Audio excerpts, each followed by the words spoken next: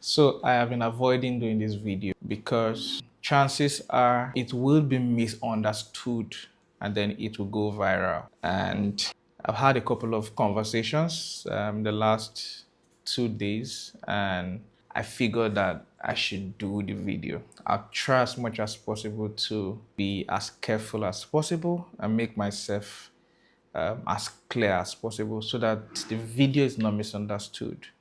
Now, if you're somebody who is interested in Nigeria, you care about Nigeria, you by any chance invest in anything Nigeria, or you have money in Nigeria, or you even have a relative in Nigeria, then this video is very important for you. And very importantly, if you live abroad, right, then this video is very, very important for you. Yes, there has been in the last few weeks a whole lot of conversations about insecurity in Nigeria. And you watch the news, it's one bad news or the other.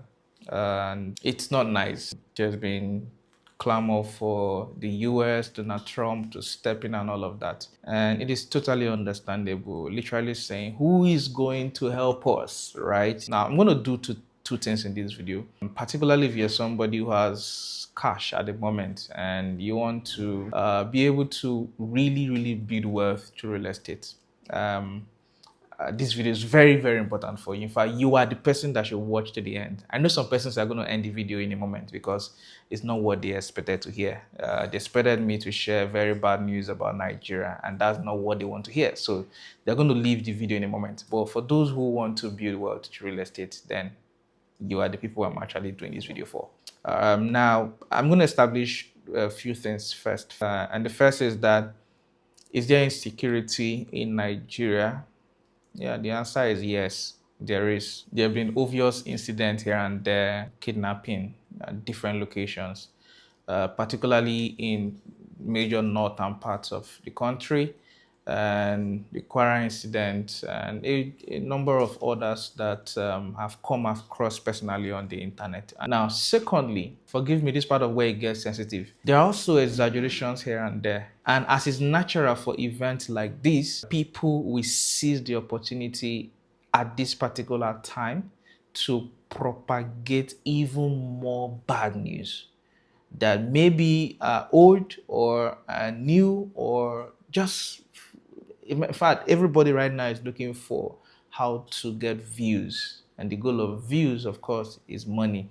I remember before I moved to the FCT, if I moved to Abuja, I was practically afraid of moving to Abuja. I was so afraid, and I gave up on moving to Abuja. 3 months later, I caught fate again to move to Abuja.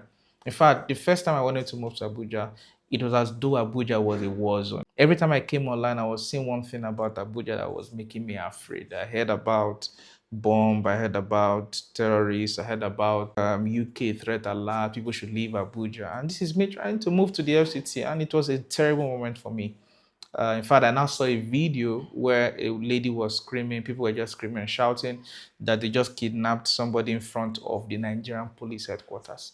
And for someone who didn't know Abuja, just like I was at the time, I was afraid. I'm like, imagine them kidnapping people in front of the Nigerian police headquarters. In fact, part of the video, someone was saying that there were people, that the kidnappers were living in front of the police headquarters. In my mind, if kidnappers are kidnapping people in front of the police headquarters and living there, then it's finished. And Abuja is supposed to be the most secure place in Nigeria. So if in front of the Nigerian police headquarters this is happening, then it simply means that it's over. It's literally over. We should just pack our loot and find somewhere to run to, right? But I eventually moved to Abuja by faith, and I'm glad I did. I would have regretted not moving to the FCT. I would have regretted not moving to Abuja if I had allowed those videos I was watching. Sorry, before I forget, one of the things I'm going to do in this video is to share with you when is the best time to invest in real estate, right? This is part of the conversation for building wealth. Now, so one of the things I realized when I was watching those videos was that the more I was watching those videos, the more every time I opened my phone, as I opened the internet, the part of the first videos I'm going to see are something bad about the FCT, about Abuja. Something bad that happened. You know, it kept on and on and on and on and on. And I later realized that it's the algorithm. And it's the same for many diasporans, many people who live abroad. The moment you watch one bad news on YouTube, the moment you watch one bad news on YouTube, right? When you come back 24 hours time, you're going to see multiple videos showing you bad news about Nigeria. Try it, right? Watch, intentionally look for a video about wealth, right? Watch that video, watch a couple of them. By the time you're coming back the next day, you're going to see the algorithm is going to suggest videos on wealth creation, finance, and everything related. Now, look for a video about insecurity in the US, insecurity in Canada, or insecurity in any part of the world. Watch like 2, 3, 4, 5, 6 clips. By the time you are coming back the next day, open that same app, you're going to see different videos on that same subject matter. And then before you know it, it will become part of your viewing system. Automatically fear steps in. And then assuming you were even living in that same place, you wouldn't even think that people were existing. In your mind, people were already running away, and then everything is gone. Mother-in-law was calling a couple of days ago and said, we hope we're fine. In fact, a couple of clients have called and I'm like, we are fine. This morning that I was doing this video, I came to the office by 6 a.m. I have a staff of mine who comes to the office and leaves the house by 5 a.m. from Niger State, right? People are fine. People are doing their stuff, right? It doesn't deny, it doesn't take away the fact that there is insecurity in places here and there, just like it is. This is not in defense, but honestly, just like it is for every part of the world. Even the US, that there are conversations around Trump coming in, it doesn't mean that there is no robbery happening anymore, or there's no killing happening in the US anymore, or there's no form of terrorism happening anymore. The difference is, of course, government, political will, and in Nigeria and all of that. So the summary of this entire conversation is that there are a whole lot of exaggerations, and you have to be careful of what you're watching, right? It doesn't mean that these things don't exist. I know that there's a part or a set of diasporans who like to watch bad news in Nigeria to justify why they are abroad and we are suffering and dying in Nigeria. I know that there's that part. I mean, I'm used to a lot of diasporans, right? So moving on. If you're that person who really desires to build wealth through real estate, this is not the time to run away, or based on what you have watched, you feel like this is not the time to invest anymore. Let me keep my money. As you're keeping your money, people are taking advantage of this season and the time. In my book, I have indices and indications of when to buy real estate. Number one, before urban development, growth and infrastructure. Number two, when the market is quiet. In fact, a realtor called me and saying that he has a client who said he wants to sell all his properties. Nigeria is going to divide. Man has properties about $1 billion in different locations. He said he wants to sell them all. And guess what I said? I said he should let me know. If he has, in fact, I would divide his properties. If he's offering for 500 million, I would divide it by 4 and I'll offer him one part of that money. Guess what? If he's that, forgive me with every sense of respect to him. If he's that desperate to sell and move away from Nigeria, I am happy to buy. Fortreal is happy to buy the property. And that is a perfect example of wealth transfer. And it happens in every economy. It has been happening in every economy before I was born, right? And you mustn't be the guy that is selling. You must be the guy that is taking advantage of whatever fear that is in the system, right? So when the market is quiet, number 3, when you spot the path of development, number 4, when the currency is losing value. Yes. These are well explained in my book, but I just want to make sure this video is not very long.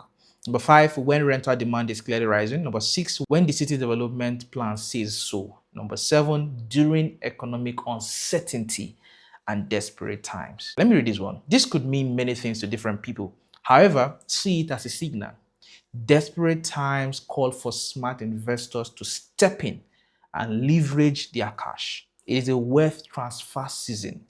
The financially weak or afraid sell, while smart investors buy. Number 8, when population growth is pressing. Africa's rapid urbanization creates an ever-growing demand for housing. Buying early in expanding cities guarantees demand for your property in due time. With our population growth, the likelihood of ever having more supply than demand is almost impossible. There's something powerful that I wrote here.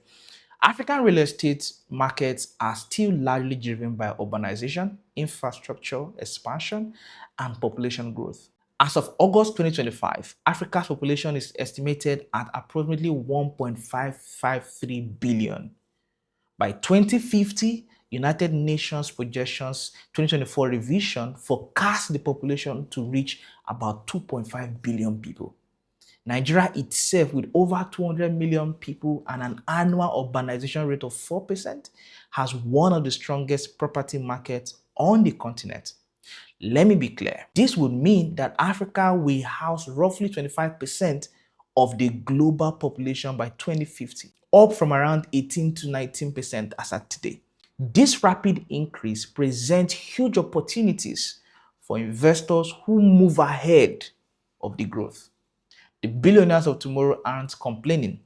They are leveraging data to invest in strategic locations and cities. Remember, whether you like it or not, we are all players in the real estate sector. You are either supplying or you are demanding. Either you are earning consistently or you are paying steadily. You are either a tenant or a landlord. Let me leave that. In summary of this entire conversation, pray for Nigeria. Do what you can for Nigeria. Nigeria has issues that has to be dealt with, starting with leadership and, of course, other symptoms like insecurity. Your prayer should not be for Nigeria to crash and then you sell off your properties. Your prayer should be that Nigeria thrives and survives and we are all fine. I was having a conversation with someone in the diaspora and he literally was sounding as though he wanted Nigeria to just scatter. That is how he was sounding. And I could figure that it's all part of the mechanism to justify him leaving Nigeria. So I asked him a question, where are your parents? And he said that his parents are in Nigeria. And I said, you don't care about them? And he said that the first rule of life is self-preservation. And honestly, that really hurts me. So it means that it's about him first. I mean, it's about him alone, as it were, and which I understand. It's indeed the first rule of life, as it were, according to him. However, we must have enough empathy to remember that Nigeria is home, regardless of where we are in the world. You don't need citizenship to be here. This is home. This is our motherland, and we have to pray for it.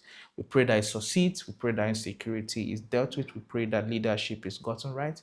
And that is what we should be having conversations around, not feeding on bad news to talk down and make a mess of our dear nation. God bless Nigeria. God bless Africa. And if you're looking and ready to invest in real estate, seize the opportunity that this season brings to us, especially this season of Christmas, holidays. Do make sure that you reach out to the number showing right on your screen. And yes, we have discounts available from now till somewhere around the end of the year. See you on the next one. Bye-bye.